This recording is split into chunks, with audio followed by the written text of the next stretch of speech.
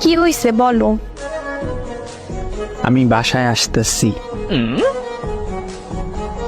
না থাক, আশা লাগবে না। এই ঠান্ডায় গোসল করতে পারবো না।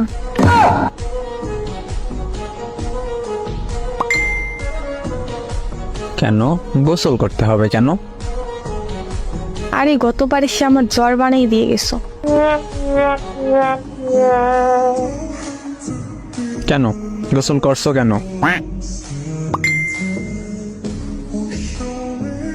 আর এমন জ্বর বানাও, পরে শাশুড়ি এমন মন্দ বলে, এত জ্বর হয় কেমনে?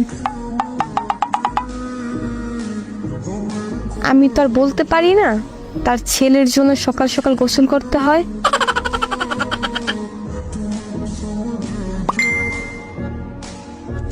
আরে আমি সেইটা বলি নাই, মানে এই জন্য আসবো না। তুমি সবসময় এটাই বলো, কিন্তু ঠিক আমার জ্বর হয়।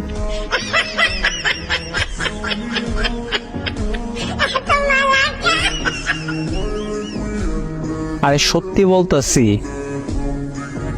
গতবারও বলছো সত্যি বলতেছি, কিন্তু এসে জ্বর বানিয়ে দিয়ে গেছো।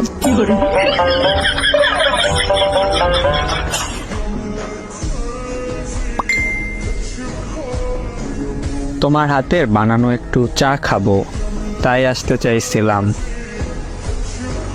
কারণ গতবার বলছো আমার হাতের খিচুড়ি খাবা। দরকার নেই বাবা, চা দোকানে গিয়ে খেয়ে আসো।